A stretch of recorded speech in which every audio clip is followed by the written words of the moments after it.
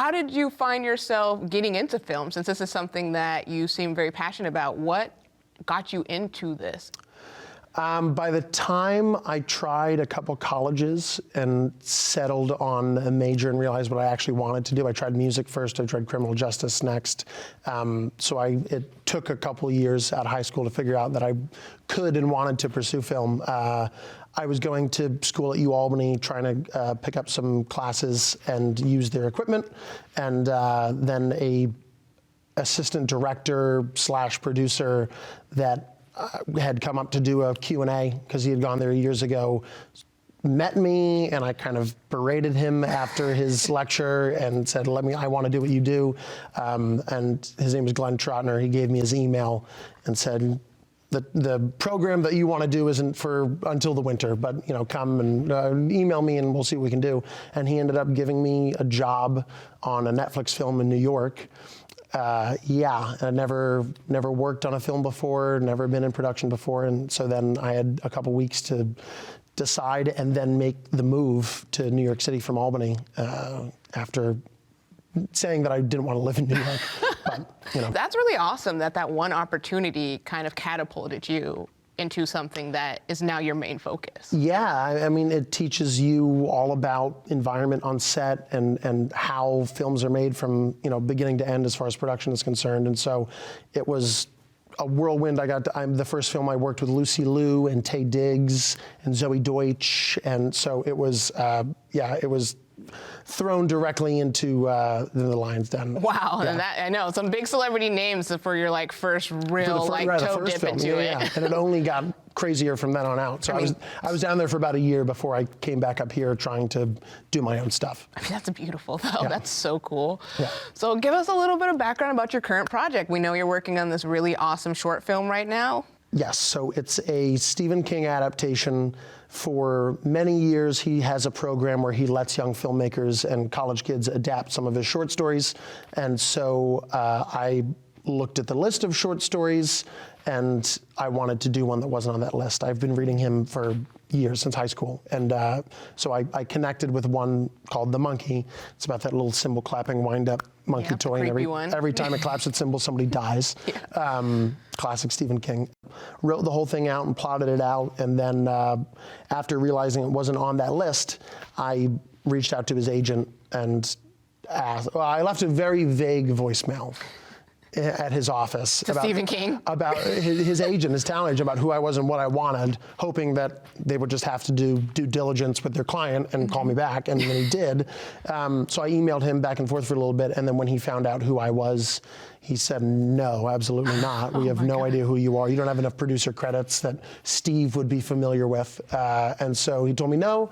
He said, check the list and do one of those. And then I emailed him back humbly and said, I thought this was on the list. I don't actually have the money for an option, a commercial option for your work. I just want to do it because I love the story. And the next day, there was a contract in my inbox for a non-commercial, non-exclusive contract for this story. And I will be the first person to do this. That is so cool. Yeah. And really awesome of them to hand the torch over, to let you just recreate the story of his. The program, I think, is born of Stephen King trying to help people and trying to give young filmmakers an opportunity to create something that his name can be attached to. And you can't profit from it, of course, but it's an altruistic gesture, I think, in general. I love that. So what are some themes of The Monkey? Without giving us a little bit too much, because you don't want to spoil it for the audience, but what are you, in your opinion, what's the theme and story of The Monkey? So the original story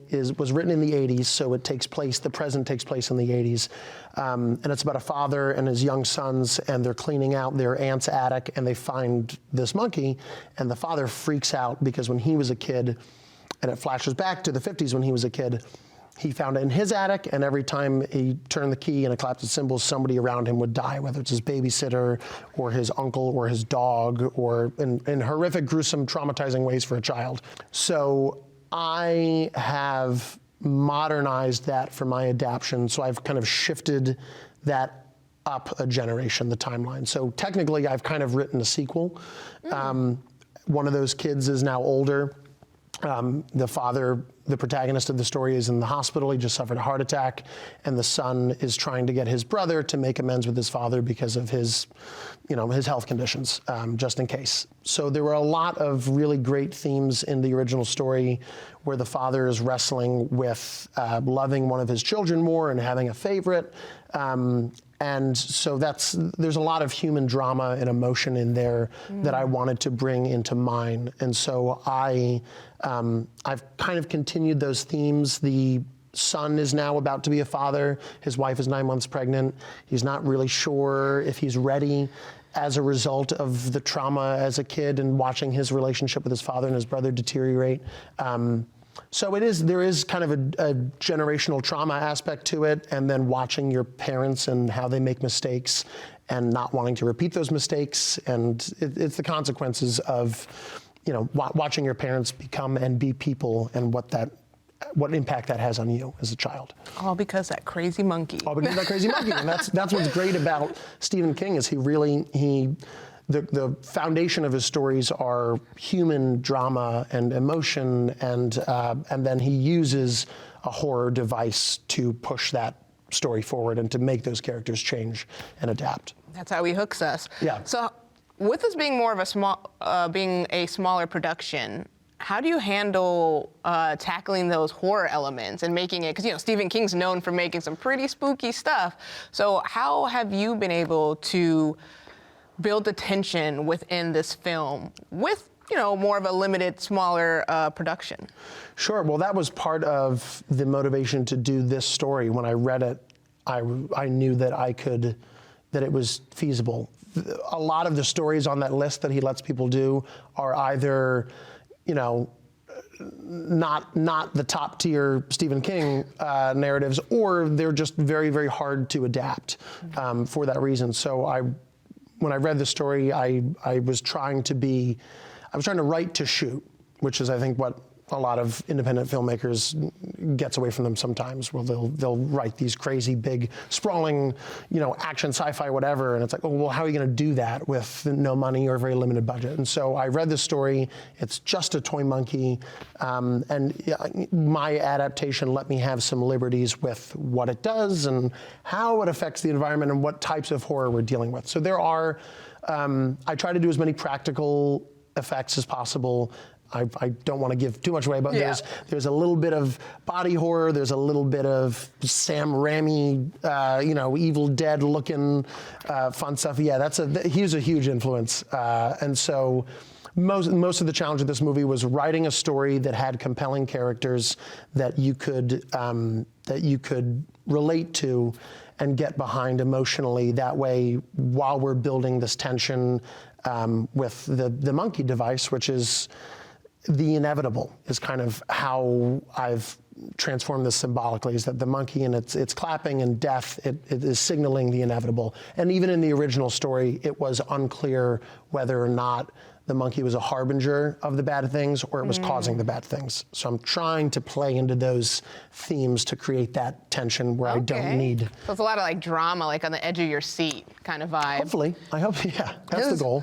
This is a random question, but how many of those monkeys, will we actually see the toy monkey? Mm-hmm. Oh, yeah. And how many props of those monkeys do you have? I ended up getting 3. Okay. There's one that's 80s monkey, which is I found a really nice, clean, well-preserved, nice dark fur, clean cut costume that I used for all of the flashbacks. And then I have one that's a little bit more beat up that for all intents and purposes I'm calling zombie monkey, because this is 30 years in the future. It's got a hole in the head, everything, the eyes are a little glazed over and it's a little rattier.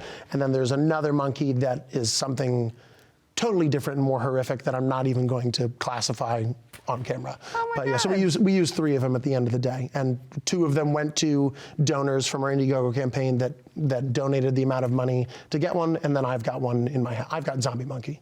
Oh my God, that's amazing. I'm super excited to see this now.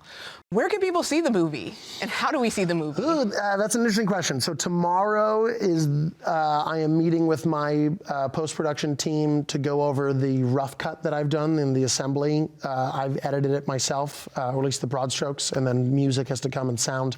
I am waiting until the whole thing is complete in my hands before I announce any sort of release date or premiere. It will be screening locally. It will be screening for free because I cannot profit off of this movie in any way. So it's benefit to everyone that wants to come. They don't have to pay for it. So I want to put it in local theaters, and anyone in the region that's willing to work with those parameters of, you're going to have to make your money off the bar and the food. We can't charge admission. Anyone that wants to show it, I'm so happy to be able to bring it to your theater and your space and get really, really creative about it. I'm down to show it anywhere, on a projector outside, on a bar wall. I don't care. I just want people to be able to see it. So. Well, all right. Well, I'm excited to see it, and thank you for talking to us today, Spencer. And I'm really looking forward to seeing The Monkey. Thank you, Jade. Thank you very much for having me.